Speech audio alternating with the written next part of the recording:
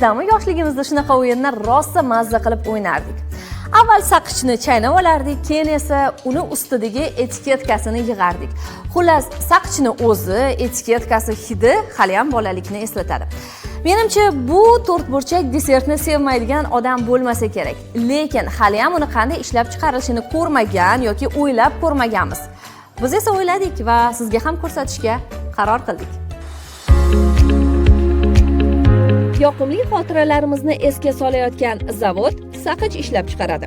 Yoqimli xotira esa bu yerdagi bolalikni eslatuvchi hidi bilan bog'liq.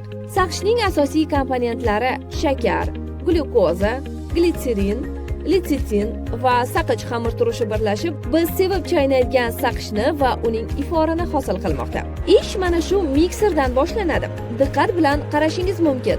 U rostakam mikser, faqat o'lchami kattaroq. Uning ichiga kerakli komponentlar qo'shilmoqda. Shuningdek, asosiy mahsulot saqich xamirturushi bo'lib, uning 80% tarkibi kauchukdan iborat. Shu yerda lirik chekinish. Bolalar doim shu ishni qilishadi. Biz ham qilganmiz. Faqat ulg'ayganimiz sababli biroz uyalsak kerak. Ammo tan oling, chaynayotgan saqichingizni katta pufak qilish doimo yoqimli bo'lgan. Buning uchun esa saqich tarkibidagi oziq-ovqat kauchuga katta yordam beradi. Yana zavodga qaytamiz. Qorilgan massa istalgan rangda bo'lishi mumkin. Muhimi uni kerakli o'lchamga ajratib olib, ekstruder orqali shakl berishda. Nafaqat shakl, balki shu yerning o'zida u yalpizdan tortib ekzotik mevalargacha bo'lgan ta'mga ham ega bo'ladi. Texnolog esa 1 soatda 600 kilogrammgacha bo'lgan xamirni qayta ishlash uchun yuboradi. Muzday harorat yarim mahsulotni shaklga kirishiga yordamlashadi.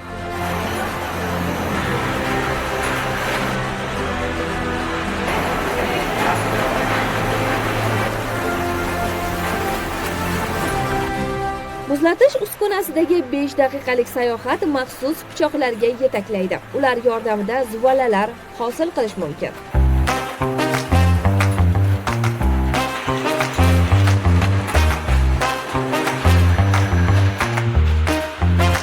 Bir vaqtning o'zida 20 ta aylana shaklidagi saqichlarni yasayotgan uskunada bunday tishlardan bir nechta.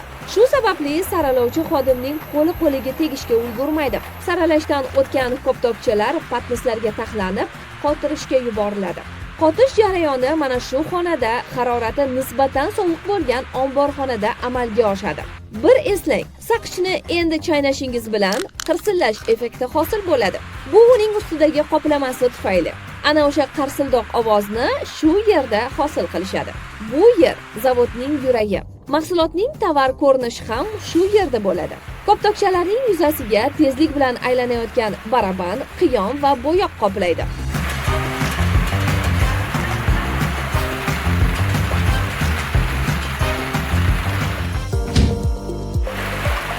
So'nggi bosqich qadoqlash.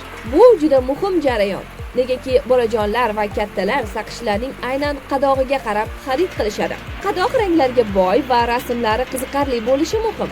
Shuning uchun mana shu zavodda 100 dan ortiq qadoqdagi mahsulotlar ishlab chiqarilmoqda. Saqich bundan bir asr avval paydo bo'lgan bo'lsa-da, og'izlardan hamon tushmayapti. Yil sayin esa yangi ta'mlari va yangi qadoqlari paydo bo'lmoqda. Poytaxtda joylashgan bu zavod esa ishlab chiqarishdan tinmaydi. Kichkintoylarga quvonch ulashishdan katta baxt bormi?